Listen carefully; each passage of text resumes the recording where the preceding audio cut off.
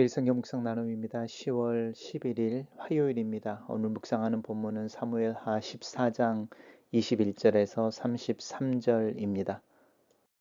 오늘의 본문을 읽습니다. 왕이 요압에게 이르되 내가 이 일을 허락하였으니 가서 청년 압살롬을 데려오라 하니라. 요압이 땅에 엎드려 절하고 왕을 위하여 복을 빌고 요압이 이르되 내 주 왕이여 종의 구함을 왕이 허락하시니 종이 왕 앞에서 은혜 입은 줄을 오늘 아나이다 하고 요압이 일어나 구슬로 가서 압살롬을 데리고 예루살렘으로 오니 왕이 이르되 그를 그의 집으로 물러가게 하여 내 얼굴을 볼 수 없게 하라 하매 압살롬이 자기 집으로 돌아가고 왕의 얼굴을 보지 못하니라. 온 이스라엘 가운데서 압살롬 같이 아름다움으로 크게 칭찬받는 자가 없었으니 그는 발바닥부터 정수리까지 흠이 없음이라.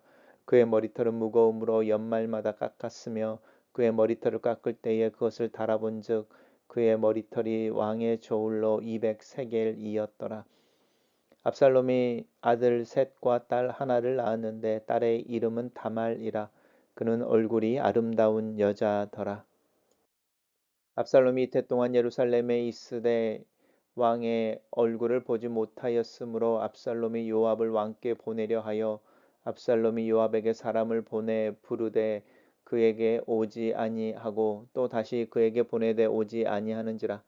압살롬이 자기의 종들에게 이르되 보라 요압의 밭이 내 밭 근처에 있고 거기 보리가 있으니 가서 불을 지르라 하니라. 압살롬의 종들이 그 밭에 불을 질렀더니 요압이 일어나 압살롬의 집으로 가서 그에게 이르되 어찌하여 내 종들이 내 밭에 불을 질렀느냐 하니 압살롬이 요압에게 이르되 내가 일찍이 사람을 내게 보내 너를 이리로 오라고 청한 것은 내가 너를 왕께 보내 아뢰게 하기를 어찌하여 내가 구술에서 돌아오게 되었나이까. 이때까지 거기에 있는 것이 내게 나았으리라 하려 함이로다. 이제 내가 나로 하여금 왕의 얼굴을 볼 수 있게 하라. 내가 만일 죄가 있으면 왕이 나를 죽이시는 것이 옳으니라 하는지라. 요압이 왕께 나아가서 그에게 아뢰되 왕이 압살롬을 부르니 그가 왕께 나아가 그 앞에서 얼굴을 땅에 대어 그에게 절하매 왕이 압살롬과 입을 맞추니라. 오늘의 본문은 세 개의 단락으로 나누어져 있습니다. 첫 번째 단락입니다. 우리 어제 묵상했던 두고와 여인, 그 여인을 통해서 이제 다윗에게 조언했던 이제 요압, 그리고 그것을 알아차렸던 다윗. 그래서 이 다윗이 이제 요압을 불러서 자신의 아들 압살롬을 데리고 오라고 합니다. 요압이 그것에 대해서 감사하고 이제 구술이라고 하는 곳으로 도망쳐가 있던 자기 맏형 암몬을 죽이고 도망쳐 갔던 압살롬을 데리고 예루살렘으로 돌아옵니다. 그런데 다윗이 그 압살롬의 집에 옛날에 살던 그 집으로 가게 하고 압살롬을 만나 주지는 않습니다. 그래서 압살롬이 자기 집으로 돌아가고 왕의 얼굴은 보지 못했다. 이렇게 오늘의 이야기가 말하고 있습니다. 단락을 요약해 보겠습니다. 요압의 청을 따라 다윗은 압살롬을 예루살렘으로 돌아오게 하나 압살롬을 만나지는 않는다. 이렇게 요약했습니다. 두 번째 단락에서는 이제 압살롬에 대한 간단한 설명이 들어갔는데 압살롬의 외모에 대해서 이야기합니다. 압살롬과 같이 아름다움으로 크게 칭찬받는 자가 없었다. 발바닥부터 정수리까지 흠이 없었다. 그리고 그의 아름다움의 극치는 머리털이었다라고 하는 부분입니다. 우리가 이제 성경의 이야기를 계속 알고 있고 압살롬이 다윗을 반역하게 되어지고 또 압살롬을 추격하는 이런 일들, 그리고 맨 나중에는 이제 전세가 바뀌어져서 압살롬이 도망을 치는 중에 사실은 이 자기의 자랑이었던 이 머리털 때문에 압살롬이 죽게 되어지는 이야기까지 압살롬의 생애를 만약에 알고 계신다면 오늘의 본문이 주는 어떤 복선에 대해서 알게 되실 겁니다. 자신의 외모라고 하는 부분들, 그리고 그 외모에 민감한 세상 사람들, 그런데 그 타고난 외모 때문에 사람들의 마음을 사고 아버지인 다윗을 몰아내고 자신이 왕이 되어지는 반역을 행하지만 결국은 자기의 자랑이었던 그 머리털 때문에 목숨을 잃게 되어지는 이 외모로 인한 어떤 스토리가 이 압살롬의 삶을 통해서 진행되어지는데 그것이 우리에게 어떤 의미인지 우리 한번 생각해 볼 필요가 있습니다. 압살롬이 자기 누이 다말을 사랑하고 아꼈는지 딸을 낳는데 딸의 이름에 자기 누이의 이름을 줍니다. 그리고 그 딸 또한 아름다운 여자였습니다. 단락을 요약해 보겠습니다. 압살롬은 외모로 인하여 이스라엘 중에 크게 칭찬을 받고 그의 딸의 외모 또한 아름다웠다. 이렇게 정리했습니다. 세 번째 단락에서는 이제 압살롬이 예루살렘에 돌아온 지 2년이 지났음에도 불구하고 다윗이 한 번도 압살롬을 부르지 않습니다. 압살롬을 부르지 않는 이유가 무엇인지 우리로서는 알 수 없지만 분명한 것은 이제 다윗이 압살롬이 예루살렘으로 돌아오고 했지만 옛날의 왕자로서의 어떤 특권이라든지 자신의 아들로서의 어떤 넉넉한 이런 특권을 주지는 않는 것 같습니다.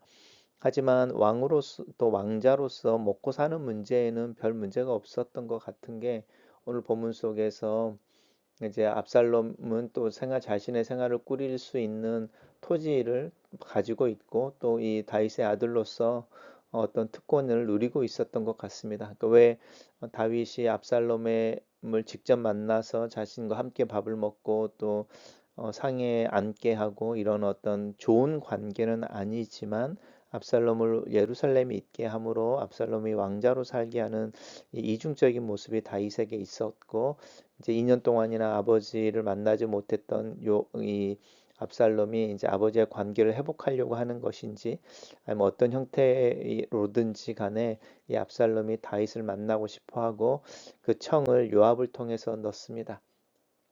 그래서 이 압살롬이 이제 상황들을 잘 판단하는 이유가 여기에 있죠. 누구를 움직이면 자신이 원하는 것을 얻을 수 있는지를 알고 있고 그 자신이 움직이려고 하는 그 사람을 만나고 또 자기 뜻대로 그 일들을 행하기 위해서 기꺼이 이 요압의 밭에 불을 질러 버리는 굉장히 파격적인 행동도 주저하지 않는 것이 압살롬의 성격 중에 하나인 것 같습니다. 어쨌든 압살롬이 요압을 통해서 다윗이 자신을 불러서 다시 이제 관계가 완전히 회복되어지길 원했던 그것이 이제 이루어집니다. 그래서 요압이 다윗에게 청하게 되고 다윗이 이제 압살롬을 불러서 압살롬의 얼굴에 이제 입을 맞춥니다. 단락을 요약해 보겠습니다.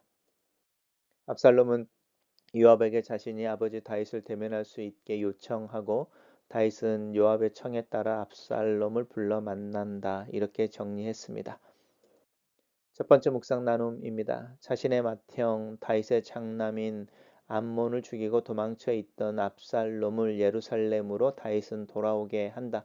하지만 다윗은 압살롬을 만나지는 않는다.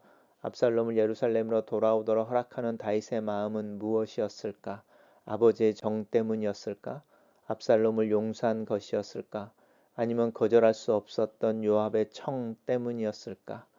다윗은 어쨌든 그렇게 불러들인 압살롬을 만나지 않는다. 그 이유는 무엇이었을까? 사람의 마음은 알 수가 없다. 다윗의 마음 또한 알 길이 없다. 많은 상황 속에서 누군가의 행동을 옳고 그름으로 판단할 수 없는 경우가 너무 많고 사람들의 마음을 읽기는 더욱더 어렵다. 두 번째 나눔입니다. 성경은 압살롬의 외모에 대해 칭찬한다. 압살롬의 머리카락은 가히 독보적이었던 것 같다. 자신의 누이의 이름을 따라 다말이라고 부른 압살롬의 딸의 외모 또한 출중하다. 하지만 성경은 더 이상 압살롬에 대해 설명하지 않는다. 암몬에게 압살롬은 자신이 세운 계략을 실현하기 위해 오랫동안 기다릴 줄 아는 웅크린 맹수와 같았다. 형을 죽이고 도망쳤다가 이제 다시 아버지의 근처로 온 압살롬은 무엇을 위해 자신의 때를 기다리고 있는 것일까? 사람의 마음이 그의 외모에 달린 것이 아닌 것은 자명한 일이다. 마지막 나눔입니다. 자신의 청을 들어주지 않는 요압을 만나기 위해 압살롬은 요압의 밭에 불을 놓는다. 압살롬의 빠른 두뇌 회전과 거침없이 행동하는 실천력을 본다. 압살롬은 이제 아버지 다윗을 만나기를 원한다. 아버지의 용서를 확인하고 싶어서였을까? 아니면 또 다른 계략이 있었던 것일까? 어쨌든 다윗은 압살롬을 불러 입을 맞춘다. 돌아온 탕자를 향한 아버지의 몸짓이 생각난다. 그 입맞춤으로 압살롬은 다윗의 아들로서의 자격과 특권이 온전히 회복된다. 아버지 앞에 엎드렸던 압살롬의 마음이 궁금하다. 아버지 앞에 엎드렸던 탕자의 마음이 궁금하다. 하나님 앞에 엎드린 내 마음은 어떤지, 내 부모님을 향한 내 엎드린 마음은 어떤지 나도 내가 궁금해진다. 글로 쓰는 기도입니다. 깨어진 관계를 회복하는 것이 쉽지 않음을 인정합니다. 하나님, 아들이라 할지라도 한번 마음을 거뒀다가 다시 준다는 일이 결코 쉽지 않은 것을 압니다. 내 마음을 다시 누구에겐가 주고 그로 인해 상처를 받을 각오를 다시 하고 그 사람을 다시 내 옆에 두는 것을 통해 앞으로 일어날 어떤 일을 또 그 일이 무엇일지를 두려워하지는 않는지 내 자신을 돌아봅니다. 내일은 주님의 손에 있음을 알지만 그 내일에 대한 두려움이 내 마음에 가득하여 누군가를 다시 내 옆에 있게 하기 위해 사랑의 입맞춤을 하는 것을 주저하고 있는 나를 볼 때가 있습니다. 용서한다라는 것, 다시 기회를 준다라는 것에 믿음의 용기가 필요합니다.